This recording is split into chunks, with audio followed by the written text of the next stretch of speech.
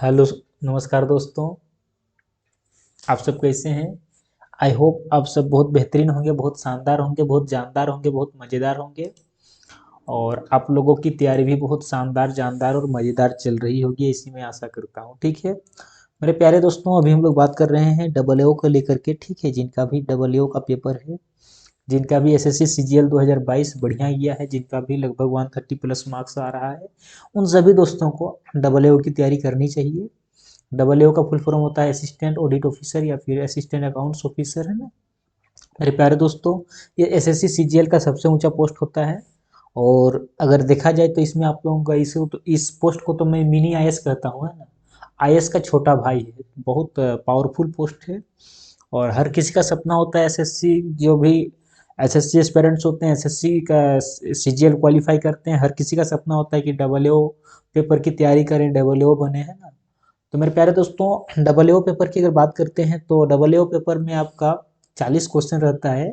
और हर एक क्वेश्चन दो दो नंबर का रहता है, तो टोटल आपका 80 नंबर का क्वेश्चन आए, मतलब 80 नंबर का पेपर है, डबल ए का पेपर, है ना। ये जो पेपर है मेरे प्यारे दोस्तों, पूरा पूरी अकाउंटेंसी का पेपर है। इसमें आप लोगों को पूरा पूरी अकाउंट्स पढ़ना है। ठीक है, अकाउंट्स पढ़ना है, अकाउंट्स यानी कि लेखा शास्त्र, अकाउंट्स पढ़ना है। मेरे प्यारे दोस्तों, अकाउंट्स में भी आप लोगों को बहुत ज़्यादा नहीं पढ़ना है। जो क्लास 11 12 का अकाउंटेंसी है, क्लास 11 एंड 12 का, तो बस अगर इसको अच्छे से पढ़ लिए तो आप लोगों का ये बेड़ा पार है, बहुत आसान है। तो मेरे प्यारे दोस्तों, अभी हम लोग क्या कर रहे हैं कि हम लोग का टारगेट है, और ये भी हम लोग टारगेट बेस में काम कर रहे हैं कि हम लोग का टारगेट है कि 80 में 80 लाना है ना। 80 में 80 लाना है, इसीलिए हम लोग इतना मेहनत कर रहे हैं। और हम लोग कुछ इस प्रकार से पढ़ रहे हैं कि हर एक चैप्टर को पहले चैप्टर वाइज पढ़ रहे हैं। और जैसे कि चैप्टर को पढ़ लिए और चैप्टर के बाद उसी चैप्टर के ऑब्जेक्टिव को कर लिए, यानी एक एक चैप्टर क्लियर होते चला जाएगा और चैप्टर वाइज आपका ऑब्जेक्टिव भी क्लियर होते जाएगा। और ये हम लोगों का जैसे ही कंप्लीट होता है, उसके बाद हम लोग प्रीवियस ईयर पेपर पर डिस्कशन करेंगे, प्रीवियस ईयर क्वेश्चन को हम लोग देखेंगे। ठीक है, और जैसे ही हम लोग प्रीवियस ईयर क्वेश्चन का भी सेशन कंप्लीट कर लेंगे, उसके बाद हम लोग एक्सपेक्टेड पेपर को देखेंगे, एक्सपेक्टेड क्वेश्चंस को देखेंगे, ऐसे क्वेश्चंस जो आने की संभावना है। ये काफ़ी अनुभव और काफ़ी निष्कर्ष के बाद हम लोग इस पॉइंट तक पहुंचेंगे, एक्सपेक्टेड पेपर। और मेरे प्यारे दोस्तों, मैं आप लोगों को ओपन प्लेटफॉर्म पर दावा करता हूं कि आप लोग मेरे हर एक वीडियो को देखिए। मैं जितना भी वीडियो बना रहा हूं, आप लोग मेरे हर एक वीडियो को देखिए, मेरे पूरा का पूरा प्लेलिस्ट में जाइए और एक एक वीडियो को देखते जाइए। मैं आप लोग को ओपन प्लेटफॉर्म में वादा कर रहा हूं मेरे प्यारे दोस्तों, आप लोग का 80 में से 80 आप लोग को मेरे ही वीडियोस में से देखने को मिलेगा। ठीक है, 80 में से 80, एक भी आप लोगों का 40 का 40 क्वेश्चन मेरे ही वीडियो में से देखने को मिलेगा। इस चीज का मैं ओपन दावा करता हूँ, ओपन प्लेटफॉर्म में, है ना। मेरे प्यारे दोस्तों, बस आप लोगों को एक भी वीडियो स्किप नहीं करना होगा, हर एक वीडियो को देखिए। जहां पर भी जो भी इंपॉर्टेंट लगे उसको नोट जरूर कीजिएगा, नोट कीजिए। क्योंकि देखिए मेरे प्यारे दोस्तों, जब एग्जाम नजदीक पहुंचेगा, तब आप लोगों के पास उतना टाइम नहीं होगा कि आप लोग फिर से वीडियो को रिवीजन करें। तब बस आप लोग क्या कीजिएगा कि प्रीवियस मतलब जो आपका नोट्स रहेगा, बस नोट्स को देखिएगा। मेरे प्यारे दोस्तों, मैंने आप लोगों के लिए प्लेलिस्ट बनाया है, डिस्क्रिप्शन में प्लेलिस्ट का लिंक दिया हुआ है, प्लेलिस्ट में जाइए, हर एक वीडियो को सीरियल वाइज देखिए। ठीक है, साथ के साथ मैंने आप लोग के लिए मेरे प्यारे दोस्तों डबल ए का टेलीग्राम ग्रुप बना दिया है। Double A S S C CGL 2022-23 by commerce commerce foundation GK, है ना, फाउंडेशन जीके। इसका भी लिंक आपको डिस्क्रिप्शन में मिल जाएगा, जाके इसको भी ज्वाइन कर लीजिए। मेरे प्यारे दोस्तों, आप लोगों को मैं पूरा का पूरा फ्री में, पूरा का पूरा फ्री में मैं ए टू जेड पढ़ा रहा हूँ, 1 रुपया भी आप लोग से नहीं ले रहा हूँ। मैं चाहता तो बस ऑब्जेक्टिव टाइप क्वेश्चन करा देता, प्रीवियस ईयर क्वेश्चन करा देता और एक्सपेक्टेड क्वेश्चन करा करके छोड़ देता। चैप्टर पढ़ाना कोई, है ना, ये नहीं था कि मैं चैप्टर पढ़ाऊँ। लेकिन नहीं दोस्तों, मैं चैप्टर पढ़ा रहा हूँ। क्यों? क्योंकि मुझे पता है कि मोस्ट ऑफ द स्टूडेंट्स ऐसे हैं जो कॉमर्स बैकग्राउंड के नहीं हैं, और जो कॉमर्स बैकग्राउंड के नहीं है, अगर हम उनको डायरेक्ट क्वेश्चन कराएंगे तो क्वेश्चन को रटेंगे ना कि समझेंगे, है ना। इसीलिए मैं हर एक चैप्टर को पहले समझा रहा हूँ। एक एक चैप्टर को समझिए, चैप्टर को समझने के बाद चैप्टर वाइज ऑब्जेक्टिव सॉल्व कीजिए। और उसके बाद मेरे प्यारे दोस्तों, आप लोग जो है सो प्रीवियस ईयर पेपर को देखिए, उसके बाद एक्सपेक्टेड पेपर को। तो ओवरऑल हम लोग का तैयारी इस प्रकार से होगा कि 80 में से 80 हम लोग को यहीं से देखने को मिलेगा। ठीक है, आई होप मेरे प्यारे दोस्तों आप सभी को समझ में आ रहा है। मेरे प्यारे दोस्तों, वीडियो को अंत तक बने रहिएगा, है ना। और मेरे प्यारे दोस्तों, आप लोग कोशिश कीजिए कि कम से कम इसको अधिक से अधिक मैक्सिमम जितने भी स्टूडेंट्स तक हो सकता है इसको आप लोग शेयर कीजिए, ठीक है। एटलीस्ट दो दो लोगों तक तो जरूर शेयर कीजिए मेरे प्यारे दोस्तों, और अगर चैनल में नए हैं तो सब्सक्राइब जरूर कीजिए, ठीक है। और इसका फायदा आप लोग सबको मिलकर उठाइए। और चलिए देखते हैं आज हम लोग टॉपिक को। तो इससे पहले हम लोग देखे थे डिप्रेसिएशन, है ना। डिप्रेसिएशन को हम लोग बहुत अच्छे से समझे थे, लगभग 1-1.5 घंटा का वीडियो है, उसमें हम लोग पूरा समझे हैं। उसके बाद उसके क्वेश्चन आंसर को सॉल्व किए हैं। तो मेरे प्यारे दोस्तों आज हम लोग का जो नेक्स्ट टॉपिक है ये हम लोग का बैंक रिकॉन्सिलिएशन स्टेटमेंट, ठीक है। चैप्टर का नाम है bank reconciliation statement. Bank reconciliation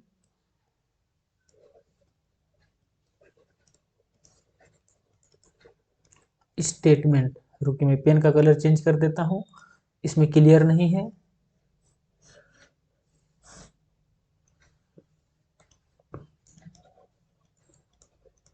bank reconciliation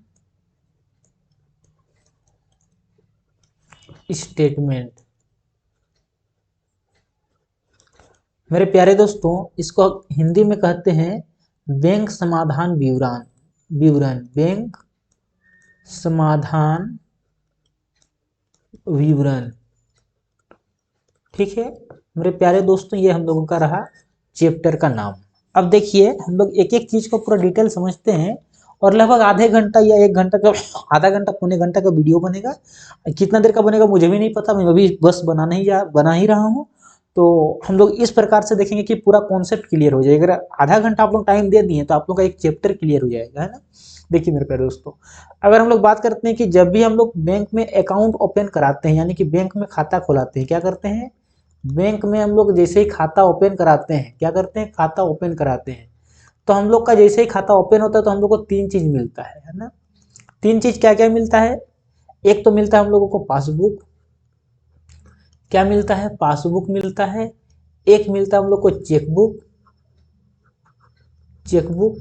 और तीसरा मिलता है हम लोग को पे इन स्लिप। क्या मिलता है, पे इन स्लिप। ये हम लोगों को 3 चीज मिलता है, ठीक है। 3 चीज मिलता है जब भी हम लोग किसी भी बैंक में अकाउंट खुलाते हैं। अगर सब कुछ अवेलेबल है और पासबुक ही नहीं तब तो फिर नहीं मिलेगा, लेकिन है तो आपको इतना 3 चीज मिलने का अधिकार है। 3 चीज आप प्राप्त कर सकते हैं बैंक से, ठीक है। मेरे प्यारे दोस्तों अगर बात करते हैं हम लोग बिजनेसमैन की, है ना, ध्यान दीजिएगा। तो उससे पहले हम लोग समझते हैं कि अकाउंट्स कितना प्रकार का हम लोग ओपन करा सकते हैं। किसी भी बैंक में हम लोग कितना प्रकार का अकाउंट ओपन करा सकते हैं, है ना। कोई भी बैंक में कितने प्रकार का अकाउंट ओपन करा सकते हैं, कितने प्रकार का अकाउंट ओपन करा सकते हैं, ओपन करा सकते हैं, करा सकते हैं। पहले हम लोग इसका आंसर देते हैं, फिर हम लोग समझते हैं कि बैंक रिकॉन्सिलिएशन स्टेटमेंट बेसिकली होता क्या है ना। बहुत आसान है, बहुत ही आसान है। तो मेरे प्यारे दोस्तों हम लोग किसी भी बैंक में 3 प्रकार का अकाउंट ओपन करा सकते हैं, किसी भी बैंक में। पहला तो हम लोग जो जनरली सबको कराते हैं वो हम लोगों का है सेविंग अकाउंट। कौन सा अकाउंट है, सेविंग्स अकाउंट है, यानी कि बचत खाता है। क्या अकाउंट है, सेविंग्स अकाउंट है, यानी कि बचत खाता है, ठीक है। खाओ पियो जो बचा उसको बचाओ, उसको बोलते हैं बचत अकाउंट, मतलब बचत खाता, ये सेविंग अकाउंट। दूसरा होता है हम लोगों का करेंट अकाउंट, करेंट अकाउंट यानी कि चालू खाता, ठीक है। क्या होता है, चालू खाता होता है। और जो तीसरा होता है मेरे प्यारे दोस्तों ये हम लोगों का होता है रेकरिंग डिपॉजिट अकाउंट।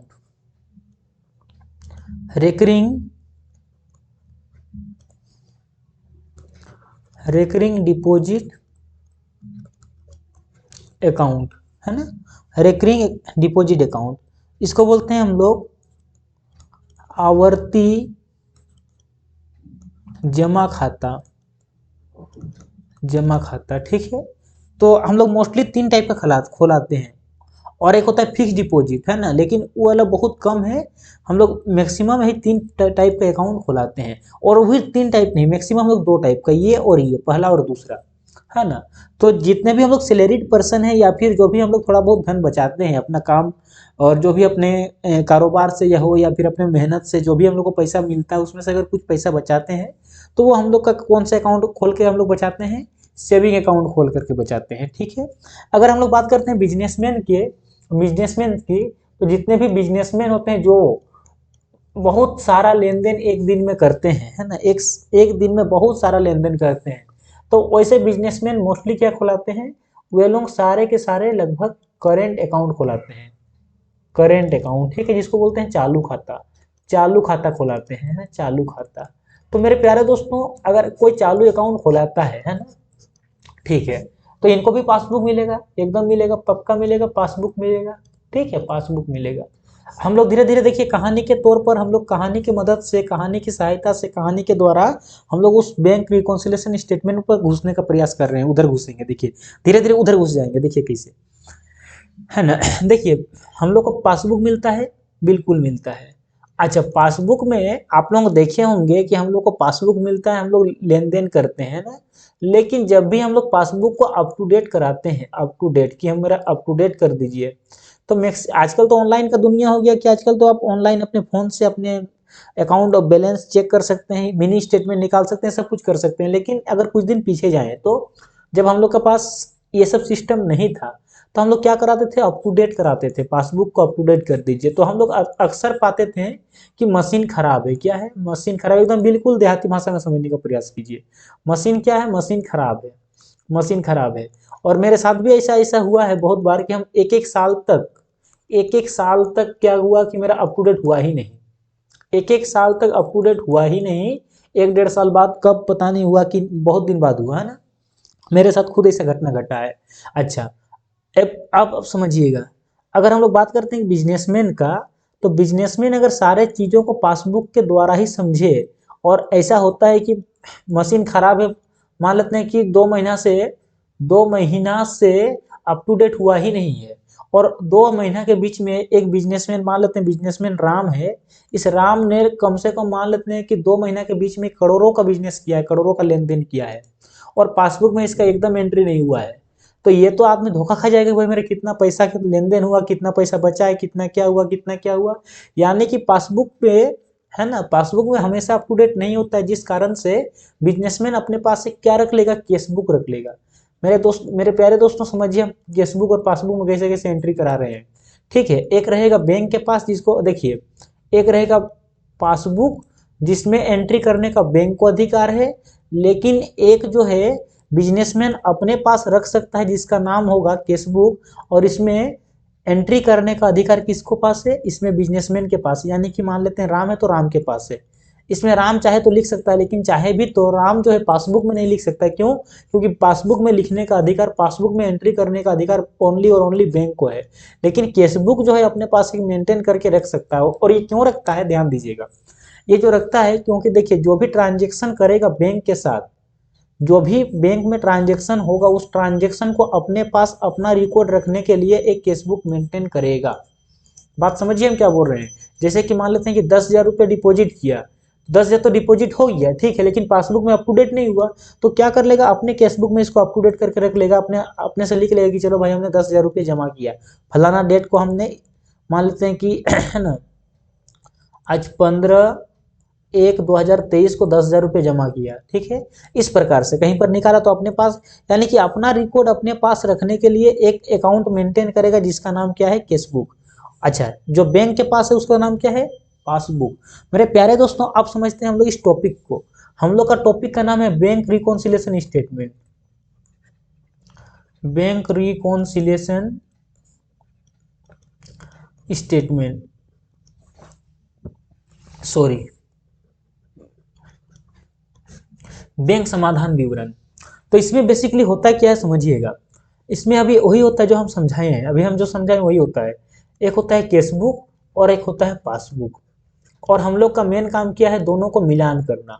अगर कोई एंट्री पासबुक में छूट गया तो पासबुक में लिख देना, कोई एंट्री केसबुक में छूट गया तो केसबुक में लिख देना, ठीक है। वो निकालने का भी हो सकता है, जमा करने का भी हो सकता है, कुछ भी हो सकता है। यानी हम लोग का इस चैप्टर का मेन काम क्या है कि पासबुक और केसबुक को मिलान करना, ठीक है। इस चैप्टर का मेन सार क्या है, केसबुक और पासबुक को मिलान करना, ठीक है, दोनों को मैचिंग करना, दोनों को बैलेंसिंग करना, balancing of casebook and passbook, casebook and passbook, दोनों को मैच करना, दोनों को मिलान करना ही हम लोगों का मेन टॉपिक है। आई होप आप लोगों को समझ में आ गया कि टॉपिक का मेन सार क्या है, ठीक है। यहाँ तक किन्हीं को कोई भी डाउट, अगर कोई भी डाउट है तो बिल्कुल मुझे पूछ सकते हैं, ठीक है। मैं ऐसा आशा करता हूँ कि किन्हीं को भी कोई भी डाउट नहीं होगा, है ना। तो हम लोग का मेन टॉपिक समझ में आ गया कि टॉपिक क्या है। मेन टॉपिक हम लोग का है कि केसबुक और पासबुक को दोनों को मेंटेन करना, दोनों को बैलेंसिंग करना, दोनों को इक्वल करना हम लोग का मेन टॉपिक है, ठीक है। अब ध्यान दीजिए मेरे प्यारे दोस्तों, ध्यान दीजिएगा। अब आप लोग समझने का प्रयास कीजिए मैं क्या कहता हूँ। देखिए हम लोग किस प्रकार से इस चैप्टर में क्वेश्चंस मिलेंगे, ठीक है। इस चैप्टर में कैसे कैसे क्वेश्चंस मिलेंगे और हम लोग को कैसे कैसे डील करना है। तो मेरे प्यारे दोस्तों ध्यान दीजिएगा, क्वेश्चन आपको दो टाइप से मिलेगा, ठीक है। दो टाइप का क्वेश्चन मिलेगा। पहला क्वेश्चन को टाइप 1 मानते हैं, और टाइप 1 में क्या रहेगा कि एक आपको अमाउंट दिया रहेगा या फिर आपको एक बेस दिया रहेगा, ठीक है। जैसे मान लेते हैं कि आपको दिया रहेगा क्वेश्चन में एक बैलेंस दिया रहेगा, ठीक है, एक बैलेंस दिया रहेगा। और मान लेते हैं कि बैलेंस रह सकता है बैलेंस एज पर केसबुक। एक टाइप बनता है कि बैलेंस एज पर केसबुक दिया रहेगा, केसबुक है ना, बैलेंस एज पर केसबुक। और दूसरा होता है पहला हो गया बैलेंस एज पर केसबुक, और जिस इसका जो दूसरा टाइप होता है उसको बोलते हैं टाइप 2 को balance as per passbook, passbook, ठीक है। दो टाइप का आपको क्वेश्चन का बेस दिया रहेगा। या तो बैलेंस जो है, ओपनिंग बैलेंस जो है, या तो पासबुक के आधार पर दिया रहे, या फिर ओपनिंग बैलेंस जो है केसबुक के आधार पर दिया रहे। मेरे प्यारे दोस्तों एक बात को हमेशा याद रखिएगा, जब भी जिसके आधार पर बनाना पड़े, जैसे कि ये जो टाइप 1 है, टाइप 1 में हम लोग क्या देखें कि बैलेंस एज पर केसबुक, यानी कि केसबुक के आधार पर आपको बनाना है। तो मेरे प्यारे दोस्तों जब भी जिसके आधार पर बनाना पड़ता है उसी को हम लोग प्लस या माइनस कर सकते हैं, पासबुक को हम लोग कुछ भी नहीं करेंगे। समझिए हम क्या बोल रहे हैं। जैसे कि इसमें किसके आधार पर बनाना है, इस क्वेश्चन में बैलेंस दिया हुआ है एच पर, किसके आधार पर, केसबुक, यानी केसबुक के आधार पर, मतलब केसबुक को ही हम प्लस या माइनस करेंगे, यानी जिसका बैलेंस दिया रहता है उसी को हम प्लस माइनस कर सकते हैं, पासबुक को हम छू भी नहीं सकते हैं, ठीक है। नेक्स्ट टाइप में देखिएगा, नेक्स्ट टाइप में क्या है, बैलेंस एज पर पासबुक, यानी पासबुक के आधार पर बनाना है। तो मेरे प्यारे दोस्तों पासबुक के आधार पर बनाना है, मतलब जो भी प्लस या माइनस करना पड़े हम लोग पासबुक को करेंगे, केसबुक को छुएंगे भी नहीं। केसबुक को हम लोग क्या करेंगे, छू भी नहीं सकते हैं। बस इतना अगर समझ गए तो सारे क्वेश्चन को चुटकी में मसल देंगे। बस इतना ही समझना है कि जिसके अकॉर्डिंग बैलेंस दिया रहेगा उसी को हम लोग प्लस माइनस करेंगे, ठीक है। जिसके अकॉर्डिंग बैलेंस दिया रहेगा उसी के अकॉर्डिंग हम लोग बैलेंस, मतलब उसी को हम लोग प्लस माइनस करेंगे। मेरे प्यारे दोस्तों आप समझिएगा, जैसे बैलेंस एज पर केसबुक दिया हुआ है तो इसका जो आंसर निकलेगा ये हम लोगों का निकलेगा balance as per passbook, balance as per passbook, सीधा सीधी। बस इतना समझिए, कुछ भी नहीं करना है। अगर हम लोग का ओपनिंग बैलेंस केसबुक में दिया है तो उसका क्लोजिंग जो आंसर निकलेगा वो पासबुक में निकलेगा, सेम टू सेम यहाँ पर भी। अगर ओपनिंग बैलेंस पासबुक में दिया है तो जो इसका क्लोजिंग बैलेंस निकलेगा ये हम लोगों का केसबुक पर निकलेगा, यानी कि बैलेंस एज पर केसबुक। बस इतना ही समझना था और कुछ भी समझना नहीं, बस इतना ही इसका कॉन्सेप्ट है, ठीक है। अब देखिए मेरे प्यारे दोस्तों हम लोग इसको क्वेश्चन के द्वारा समझते हैं तो ज़्यादा उचित समझ में हम लोग को आएगा, ठीक है, ज़्यादा मज़े से समझ में आएगा। तो चलिए एक हम लोग क्वेश्चन लेते हैं और क्वेश्चन के माध्यम से इसको डील करते हैं ताकि हम लोग को सारी चीज़ें समझ में आ जाए। उसके लिए मेरे प्यारे दोस्तों आप लोग को हम 1 मिनट का वक्त लेते हैं, प्लीज 1 मिनट रुकिए, क्योंकि मेरे पास जो क्वेश्चन मैं आप लोग को शेयर करने जा रहा हूँ, ठीक है। 1 मिनट रुकिए, मैं वीडियो को एडिट उडिट नहीं करता हूँ, मुझे पढ़ाना है बस।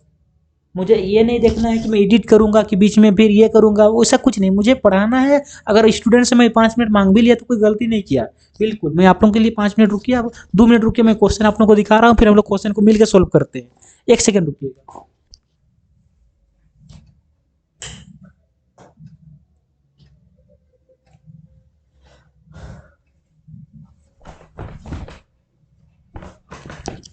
चलिए क्वेश्चन आप लोगों को अब मिल जाएगा, है ना। देखिए एक क्वेश्चन के द्वारा हम लोग समझते हैं, जो भी हम लोग समझे उसको एक क्वेश्चन के माध्यम से समझने का प्रयास करते हैं।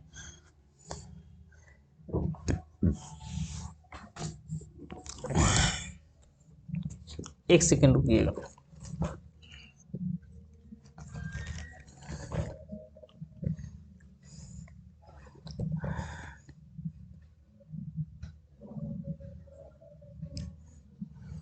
एक सेकेंड रुकिएगा दोस्तों।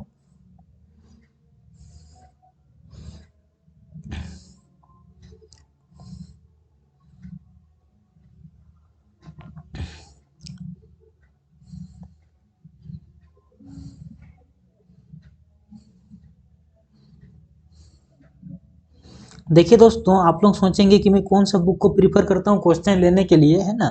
बाकी जो मैं आप लोगों को कॉन्सेप्ट बताता हूँ तो मैं अपने से बताता हूँ, उसके लिए मैं कोई बुक प्रीफर नहीं करता हूँ। लेकिन जो भी क्वेश्चन आप लोग को मैं कराता हूँ वो क्वेश्चन एनसीईआरटी का बुक है ना। और सबसे उत्तम बुक एनसीईआरटी होता है। सबसे उत्तम बुक कौन सा होता है? एनसीईआरटी होता है। एनसीईआरटी से बढ़ के कोई बुक नहीं होता है। जो भी कॉन्सेप्ट आप अगर देख रहे हैं एनसीईआरटी में जितना क्लियर है उतना कहीं पर आपको देखने को नहीं मिलेगा। ठीक है, इस बात को स्वीकार कीजिए।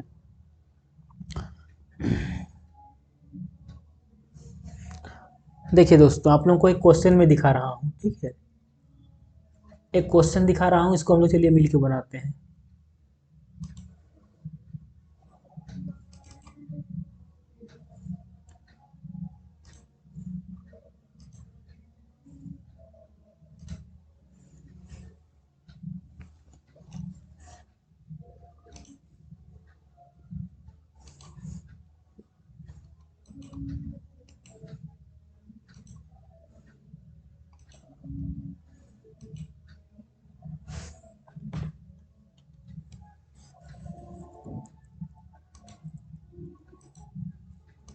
देखिए दोस्तों, एक क्वेश्चन आप लोगों को दिख रहा है। देखिए, इस क्वेश्चन को हम लोग बनाते हैं, ठीक है। देखिए, क्वेश्चन को मैं यहाँ पर कर दिया। देखिए,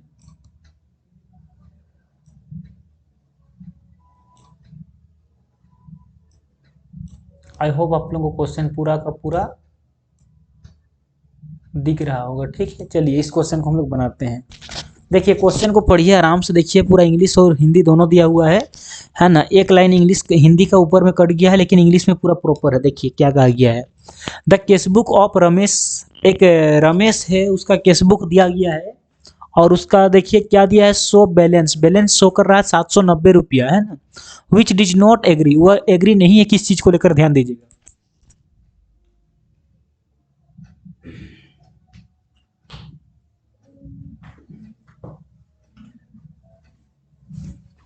देखिए,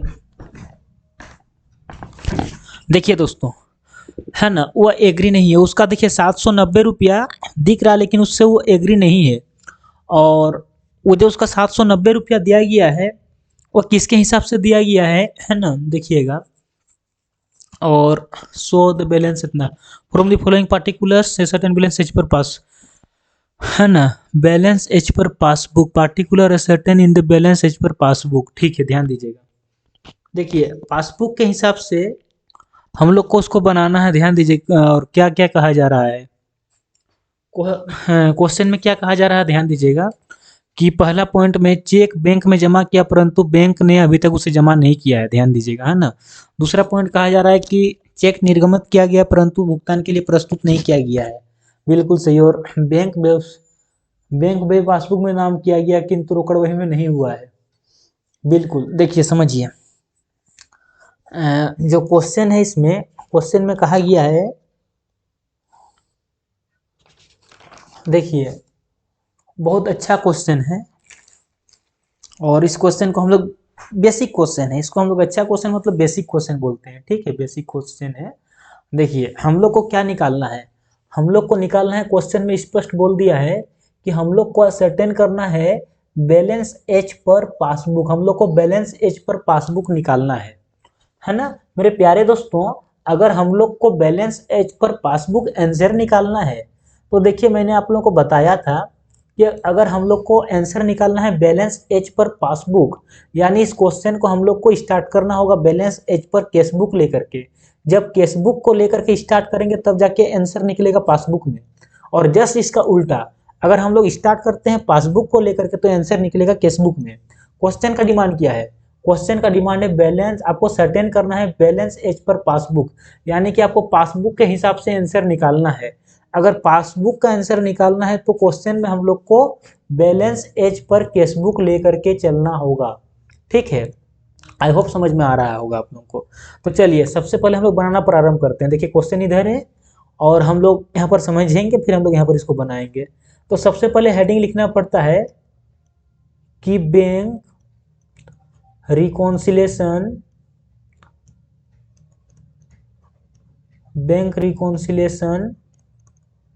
स्टेटमेंट, ये हम लोगों का हेडिंग रहा। ठीक है, ये हम लोगों का हेडिंग रहता है।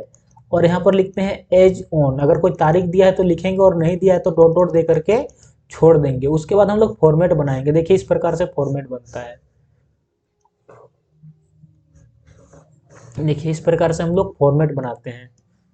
ठीक है, इस प्रकार से हम लोग का फॉर्मेट बनता है। बिल्कुल समझने का प्रयास कीजिए। यहाँ पर लिखेंगे पार्टिकुलर्स, यहाँ पर लिखेंगे अमाउंट, और यहाँ पर भी लिखेंगे अमाउंट, और अमाउंट के बाद रुपया का सिंबल देंगे। मेरे प्यारे दोस्तों, इसमें डेबिट क्रेडिट नहीं होता है ना, इस बात को याद रखिएगा। अब देखिए क्वेश्चन जो है हम लोग को निकालना है बैलेंस एज पर पासबुक, है ना। तो हम लोग को चलना पड़ेगा, स्टार्टिंग करना पड़ेगा बैलेंस एज पर केसबुक को लेकर के। तो हम लोग अगर बैलेंस एज पर केसबुक लेके चलेंगे तो हम लोग को सबसे पहले क्या लिखना पड़ेगा, balance as per cashbook. Cashbook के हिसाब से हम लोग को बैलेंस लेकर के चलना पड़ेगा।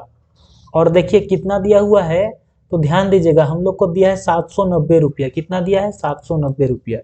तो हम यहाँ पर लिख देंगे 790 रुपया। ठीक है, कितना लिख देंगे, 790 रुपया लिख देंगे, 790। यहाँ तक कोई डाउट किन्हीं को? बिल्कुल डाउट नहीं होना चाहिए। ठीक है, अब देखिए, अब हम लोग को कुछ अमाउंट ऐड करना पड़ेगा, उसको हम ऐड लिख रहे हैं। और कुछ अमाउंट हम लोग को लेस करना पड़ सकता है, इसलिए हम एक तरफ लेस लिख रहे हैं। एक तरफ ऐड और एक तरफ लेस, है ना। ध्यान दीजिएगा। अब हम लोग समझते हैं, हम लोग क्वेश्चन को किसको लेके चल रहे हैं। क्वेश्चन हम लोग लेके चल रहे हैं, ओपनिंग कर रहे हैं किससे, ओपनिंग कर रहे हैं बैलेंस एज पर केसबुक। हम लोग केसबुक को लेकर के चल रहे हैं। तो मेरे प्यारे दोस्तों, जैसे कि मैंने बताया कि इस चैप्टर में हम लोग को करना क्या है, एक तरफ लिखना है केसबुक और एक तरफ लिखना है हम लोगों को पासबुक। ठीक है, और हम लोग का मेन काम क्या करना है, मेन काम करना है कि दोनों को बराबर करना है, यानी कि दोनों को मिलाना है।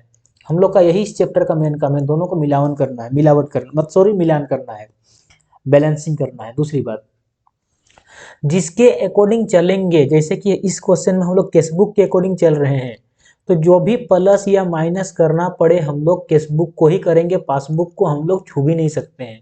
यानी हम लोग का जो रिमोट है किसके हाथ में है, रिमोट पासबुक के हाथ में है। हम लोग को अगर कभी उठना बैठना पड़े तो हम लोग खुद उठा बैठा करेंगे, पासबुक को ना हम छू सकते हैं ना, बस उसके अकॉर्डिंग हमको चलना पड़ेगा।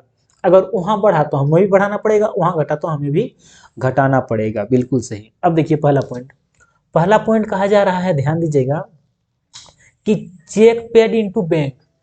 हम जो है चेक पेड किए हैं बैंक में। ठीक है, ध्यान दीजिएगा क्या कहा जा रहा है कि चेक पेड इनटू बैंक। अगर हमको एक चेक जो है पेड किए हैं बैंक में, और but not yet credited by bank, लेकिन अभी तक उसको क्रेडिट नहीं किया है बैंक ने, है ना, उसको अभी तक बैंक ने क्या नहीं किया है, क्रेडिट नहीं किया। ध्यान दीजिएगा।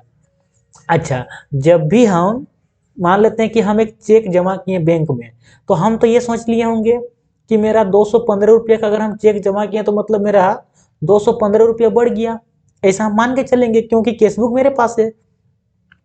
लेकिन अभी तक बैंक में उसको जमा नहीं किया है। अगर अभी तक जमा बैंक में नहीं हुआ है, तो जब तक बैंक में जमा नहीं होगा, यानी जब तक उसको बैंक में एंट्री नहीं होगा, बैंक में ट्रांजैक्शन नहीं होगा, तब तक पासबुक में पैसा नहीं बढ़ेगा। सिंपल सी बात है। यानी पासबुक में अभी बढ़ा भी नहीं है और हम अपने से बढ़ा दिए। सिंपल सी बात है कि पासबुक में अभी पैसा बढ़ा भी नहीं है और हम अपना केसबुक में बढ़ा दिए। तो अगर हमको इसको मैच करना होगा तो हम क्या कर सकते हैं, तो अगर इसको हमको मैच करना होगा तो हमको क्या करना पड़ेगा कि जितना हम बढ़ा दिए हैं, जितना हम बढ़ा दिए हैं उतना हमको माइनस कर देना पड़ेगा, तब जाके इसके बराबर होगा। आप तो फिर ये बोलेंगे कि सर एक काम कीजिए, आप तो यहाँ पर बढ़ा दिए तो एक काम कीजिए यहाँ पर भी बढ़ा दीजिए।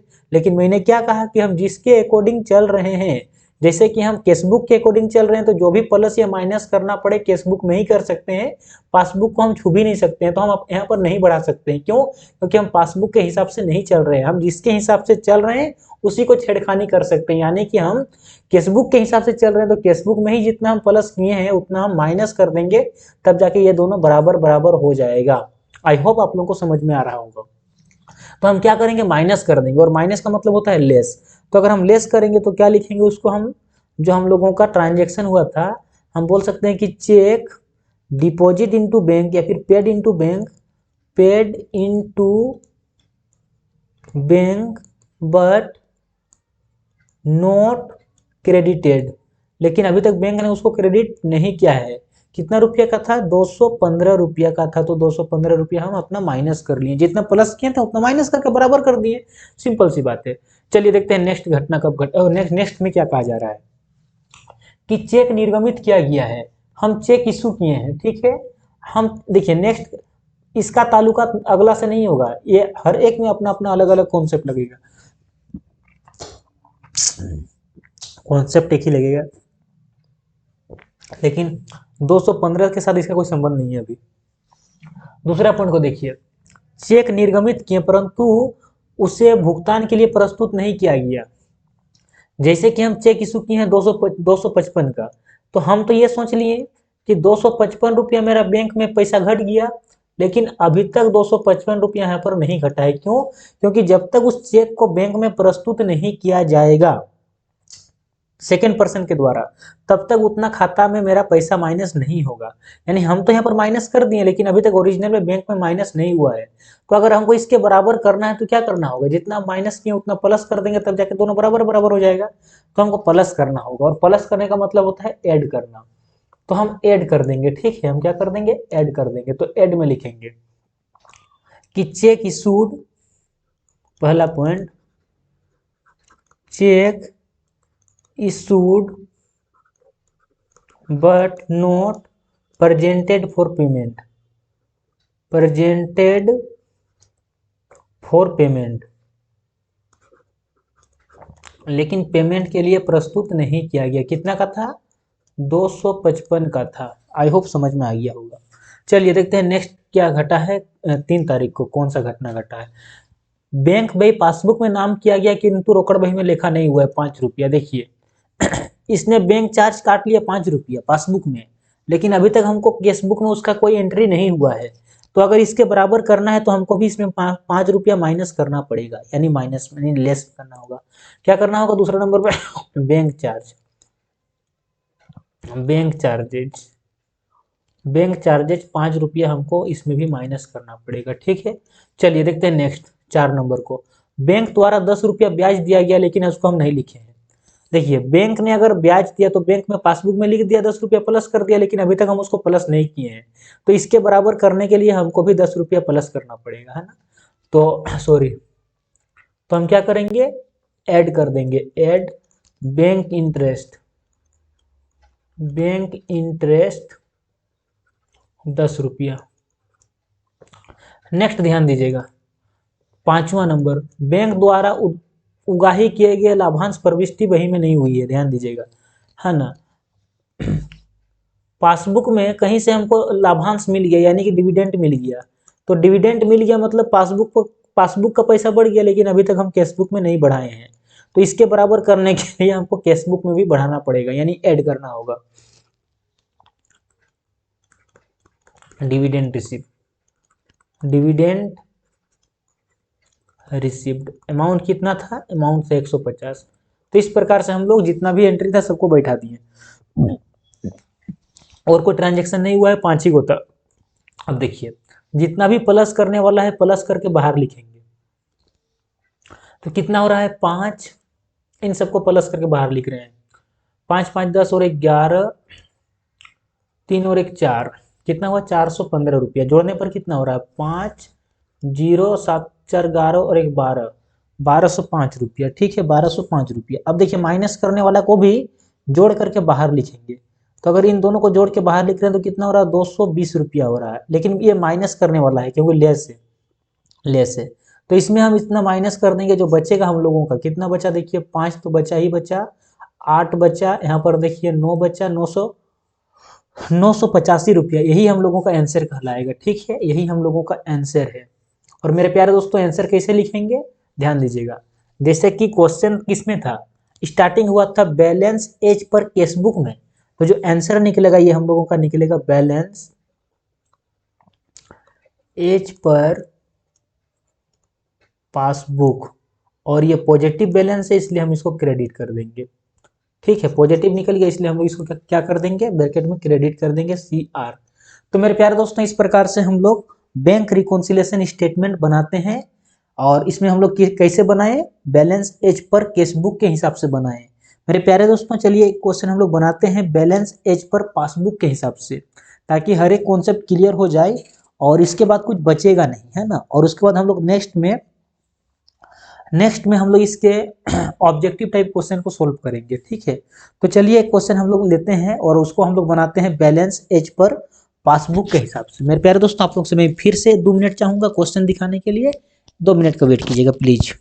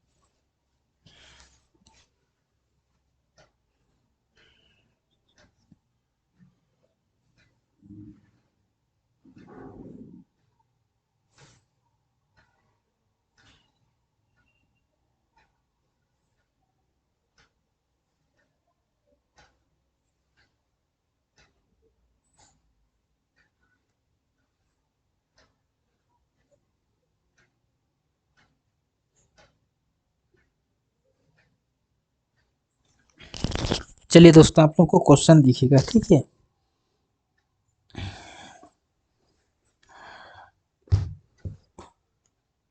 मेहनत बहुत करना होगा दोस्तों, बिना मेहनत का कुछ भी नहीं होने वाला है, बहुत मेहनत करना होगा।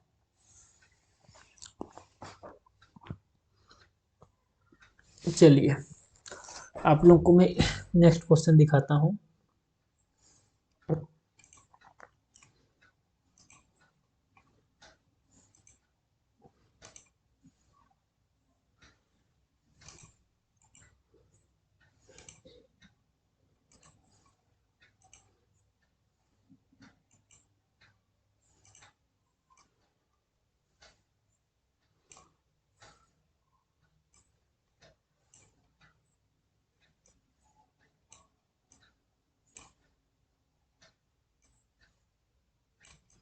चलिए इस क्वेश्चन को भी हम लोग बनाते हैं, ठीक है।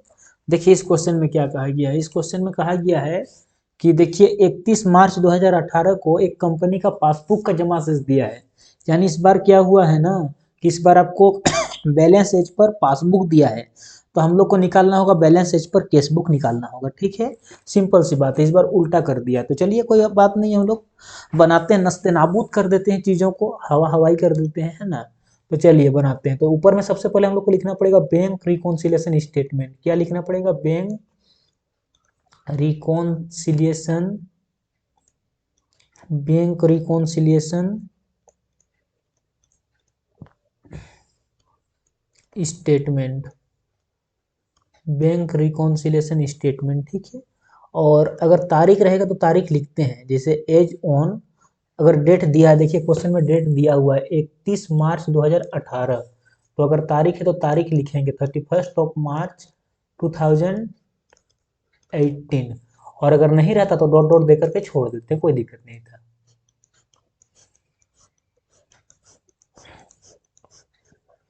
एक एक कॉन्सेप्ट पूरा क्लियर करा दूंगा दोस्तों, A to Z पढ़ा दूंगा, वादा किया है मैंने आप लोगों से, वादा निभा के दिखाऊंगा, है ना। खाना पीना त्याग कर दूंगा, लेकिन तो फिर भी आप लोगों को पढ़ाई में कोई कमी नहीं होने दूंगा।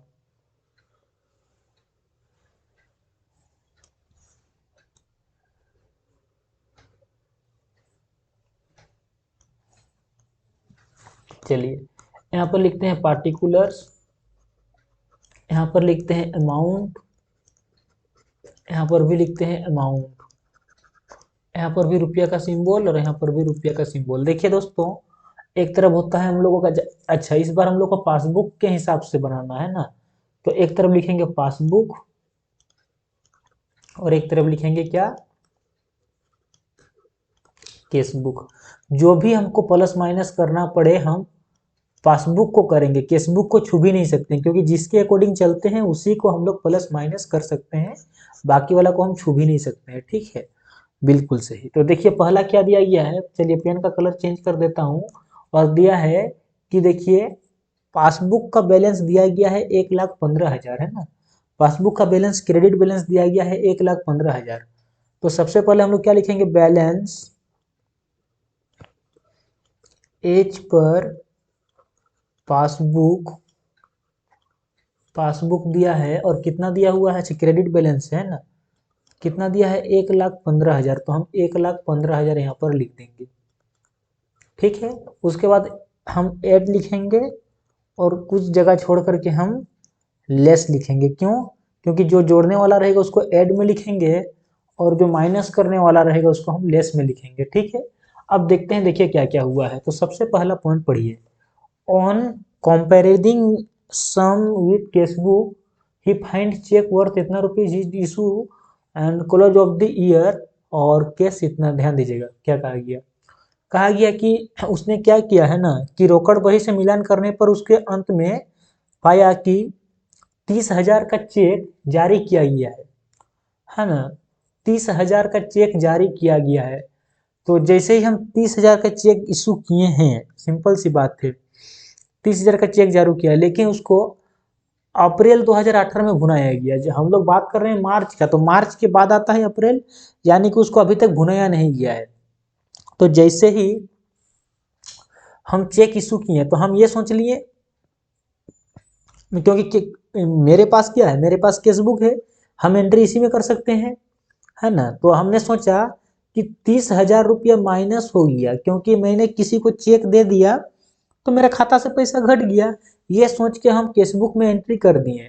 लेकिन जब तक उस व्यक्ति ने, जब तक वह व्यक्ति बैंक से नहीं उसको मतलब पैसा डिस्काउंटेड कराएगा, जब तक उसको नहीं भुनाएगा तब तक मेरे खाता में पैसा माइनस नहीं होगा। अच्छा, अभी तक मतलब हम तो यहाँ पर माइनस कर दिए, यानी कि केसबुक में माइनस हो गया है ना, केसबुक में माइनस हो गया, लेकिन पासबुक में माइनस नहीं हुआ है।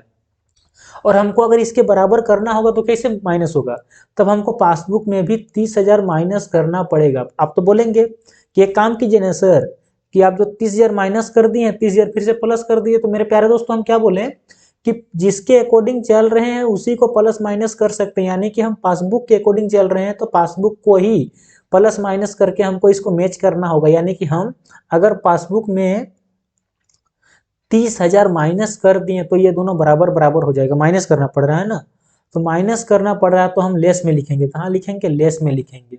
देखिए लेस में लिखेंगे, क्या लिखेंगे पॉइंट नंबर 1 कि cheque issued but not presented for payment, check issued but not presented for payment, for payment कितना का था, 30,000 का था, तो 30,000 हम यहाँ पर लिख दिए। देखिए 30,000 का था, है ना, 30,000 का था।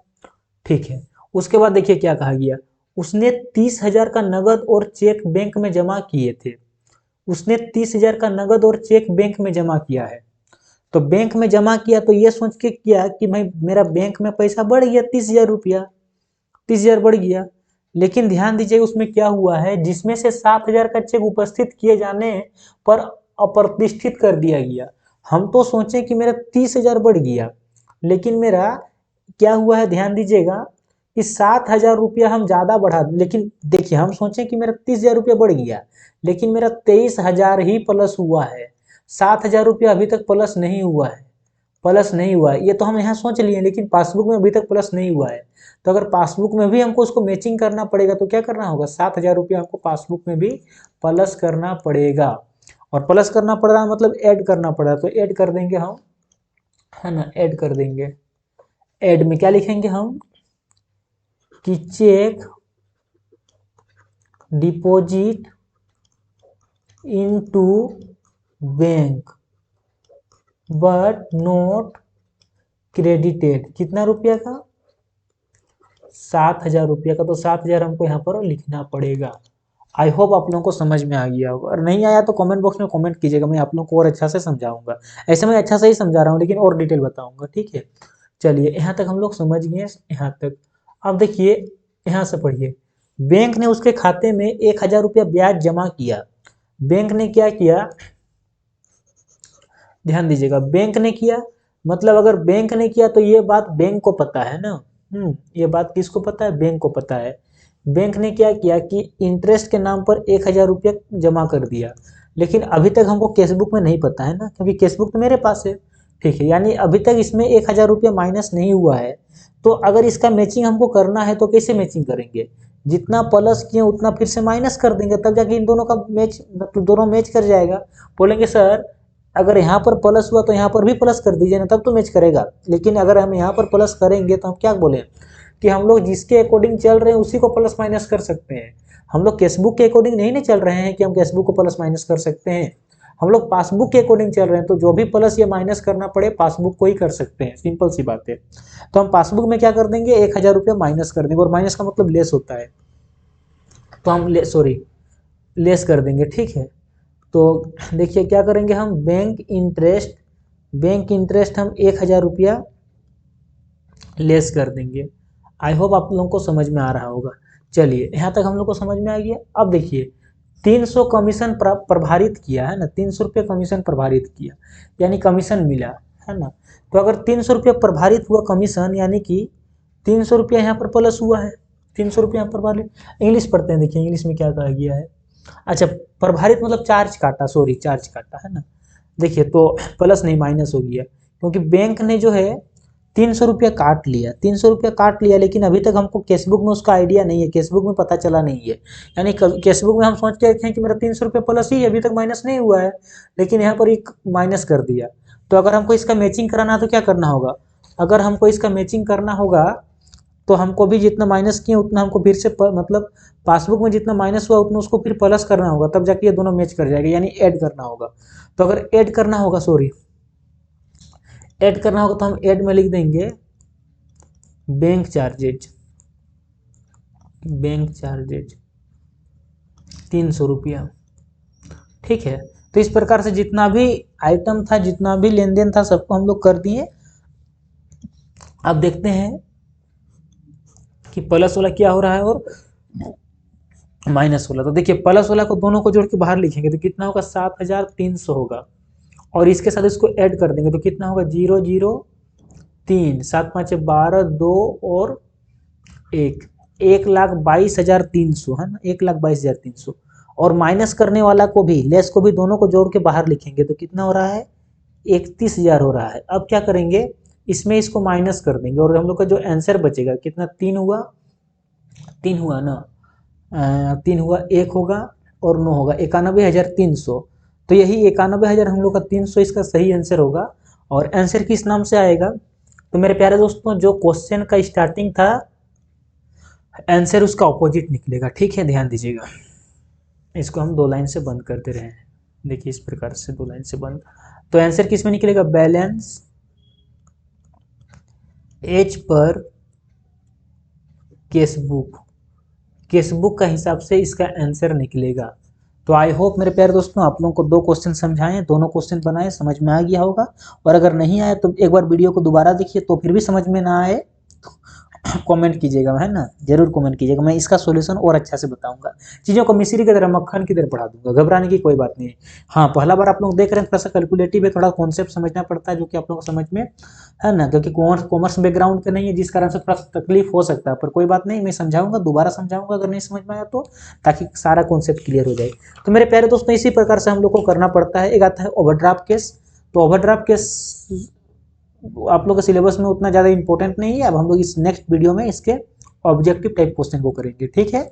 और ऑब्जेक्टिव टाइप क्वेश्चंस को, सारे क्वेश्चंस को करेंगे ताकि हम लोग का ये चैप्टर कंप्लीट हो जाए। मेरे प्यारे दोस्तों आज के लिए बस इतना ही। अगर वीडियो अच्छा लगा तो वीडियो को लाइक कीजिए, अगर चैनल में नए हैं तो सब्सक्राइब कीजिए और मैक्सिमम इसको शेयर कीजिए, ठीक है। और हम लोग नेक्स्ट वीडियो में देखते हैं, नेक्स्ट वीडियो में मिलते हैं इसके एमसीक्यू यानी कि इस चैप्टर के जितने भी मल्टीपल चॉइस क्वेश्चन होंगे उन सारे क्वेश्चन को डिस्कशन करेंगे। तो मेरे प्यारे दोस्तों, आज के लिए बस इतना ही। हंसते रहिए, मुस्कुराते रहिए, पढ़ते रहिए, आगे बढ़ते रहिए। All the best and take care, good bye.